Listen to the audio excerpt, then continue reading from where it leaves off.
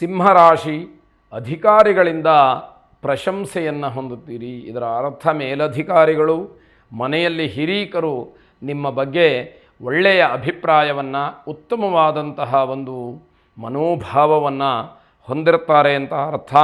ವಿದ್ಯಾರ್ಥಿಗಳು ಅದ್ವಿತೀಯವಾದಂತಹ ಸಾಧನೆಯನ್ನು ಮಾಡ್ತೀರಿ. ಇದು ನಿಜವಾಗಿಯೂ ಕೂಡ ಗ್ರಹಗತಿಯಿಂದ ನಿಮಗೆ ಸಿಗ್ತಾ ಇರತಕ್ಕಂತಹ ಉತ್ತಮವಾದಂತಹ ಫಲ. ದುಬಾರಿ ವಸ್ತುಗಳನ್ನು ಖರೀದಿ ಮಾಡ್ತೀರಿ. ಹೆಚ್ಚಿನ ಬೆಲೆ ಬಾಳ್ತಕ್ಕಂತಹ ವಸ್ತು ನಿಮ್ಮದಾಗಿ ಸಿಕ್ಕುವಂಥದ್ದಾಗತ್ತೆ. ಸ್ಪರ್ಧೆಗಳಲ್ಲಿ ಜಯವನ್ನು ಸಾಧಿಸ್ತೀರಿ. ಯಾವುದಾದರೂ ವಿಶೇಷವಾದಂತಹ ಸ್ಪರ್ಧೆಗಳಲ್ಲಿ ಭಾಗಿಗಳಾದರೆ ಅಂತಹ ಅವಕಾಶ ಸಿಕ್ಕಿದಾಗ ಅದರಲ್ಲಿ ಜಯಶೀಲರಾಗತಕ್ಕಂತಹ ಯೋಗ ನಿಮಗಿದೆ. ಹಿಂದಿನ ಅನುಭವಗಳು ನಿಮಗೆ ಲಾಭವನ್ನು ತಂದುಕೊಡ್ತಕ್ಕಂಥದ್ದು. ಹಿಂದೆ ಯಾವುದೋ ಒಂದು ರೀತಿಯ ಅನುಭವ ಇಂದು ನಿಮ್ಮ ಎಲ್ಲ ಪ್ರಗತಿಗೆ, ಏಳಿಗೆಗೆ, ಅಭ್ಯುದಯಕ್ಕೆ ಕಾರಣವಾಗ್ತಕ್ಕಂಥದ್ದಾಗತ್ತೆ. ಒಟ್ಟಾರೆ ಈ ದಿವಸವನ್ನು ಸಾಧನೆಯ ದಿವಸ ಅಂತ ಹೇಳಿ ಕರೀಬೇಕಾದಂಥದ್ದು. ಅದರಲ್ಲೂ ಯಾರು ಗುರುವಾರವೇ ಹುಟ್ಟಿದ್ದೀರಿ ಅವರಿಗೆ ಯೋಗ ಅಂತಕ್ಕಂಥದ್ದು ಬಹಳ ವಿಶೇಷವಾಗಿ ಸಲ್ತಕ್ಕಂಥದ್ದು. ಇಷ್ಟದೇವತಾ ಪೂಜೆಯನ್ನು ಮಾಡಿ ಶುಭವಾಗಿ. ಕನ್ಯಾ ರಾಶಿ ತುಂಬ ಪರಿಶ್ರಮದಿಂದ ಸಂಪಾದನೆಯನ್ನು ಮಾಡ್ತೀರಿ, ಗಳಿಸ್ತೀರಿ. ಆದರೆ ಮಾನಸಿಕವಾಗಿ ಅಷ್ಟೊಂದು ಸಮಾಧಾನ ನಿಮಗೆ ಇಲ್ಲದೇ ಇರತಕ್ಕಂಥದ್ದು. ಚುರುಕು ಬುದ್ಧಿ ಇದ್ದರೆ ಬಹಳ ಒಳ್ಳೆಯದು.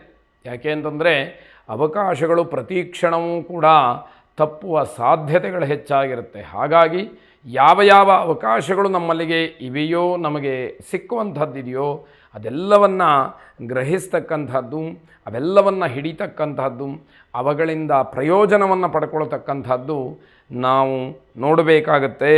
ಕುತಂತ್ರದ ಮೊರೆಯನ್ನು ಹೋಗಬೇಡಿ, ಅವಮಾನವಾಗುತ್ತೆ. ಏನೋ ಒಂದು ಪದಾರ್ಥವೋ, ಒಂದು ವಿಷಯವೋ, ಒಂದು ವಸ್ತುವೋ ನಾವು ಅಂದುಕೊಂಡ ಹಾಗೆ ನಮಗೆ ದಕ್ಕಲಿಲ್ಲ ಅಂತಾದಾಗ ವಾಮಮಾರ್ಗವನ್ನು ಹಿಡಿತಕ್ಕಂಥದ್ದು ತಪ್ಪು.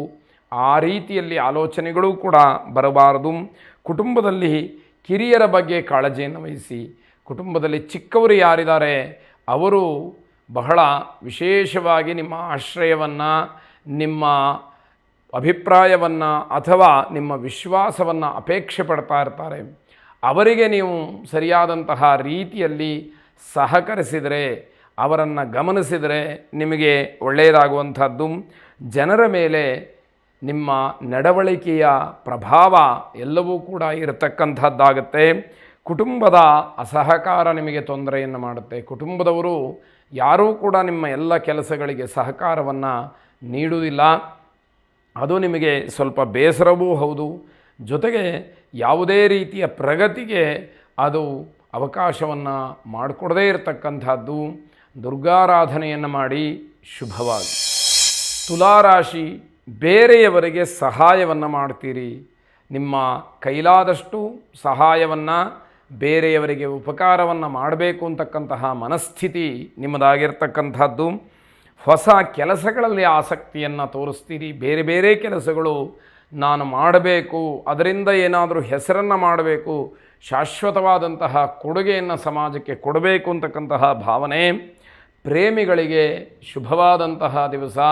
ನಿಮ್ಮೆಲ್ಲ ವಿಚಾರಗಳನ್ನು ಹಿರಿಯರ ಮುಂದೆ, ಪೋಷಕರ ಮುಂದೆ, ಸ್ನೇಹಿತರ ಮುಂದೆ ಹೇಳಿಕೊಳ್ಳೋದಕ್ಕೆ ಅವಕಾಶಗಳಿರತಕ್ಕಂಥದ್ದು.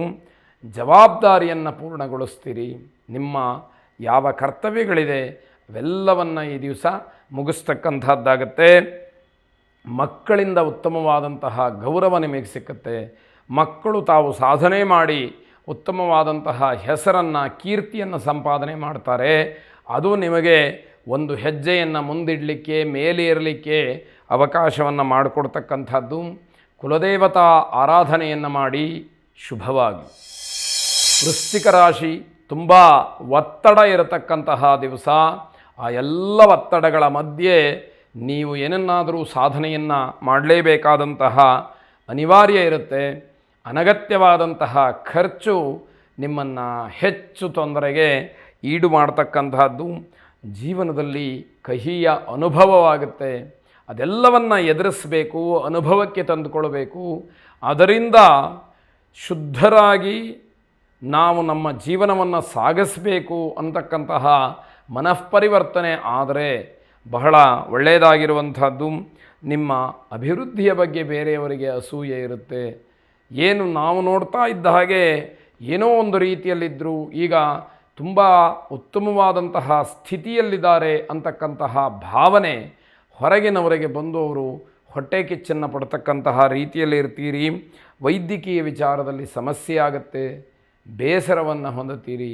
ಅದನ್ನು ಬಹಳ ಜಾಗ್ರತೆಯಿಂದ ಗಮನಿಸಬೇಕಾದಂಥದ್ದು. ವಾದ ಮಾಡಿ ಯಾವುದೇ ರೀತಿಯ ಕೆಟ್ಟವರು ಅಂತ ಹೇಳಿ ಅನ್ನಿಸ್ಕೊಳ್ಬೇಡಿ. ಕೋಪವನ್ನು ಬಿಟ್ಟುಬಿಡಿ. ಇಲ್ಲದೇ ಇರತಕ್ಕಂತಹ ವಿಚಾರಗಳನ್ನು, ವಿತಂಡವಾದವನ್ನು ಮಾಡುವಂಥದ್ದನ್ನು ಬಿಟ್ಟು ಬಿಡಬೇಕಾಗತ್ತೆ. ಸುಬ್ರಹ್ಮಣ್ಯ ಸ್ವಾಮಿಯನ್ನು ಆರಾಧನೆ ಮಾಡಿ. ಶುಭವಾಗಿ.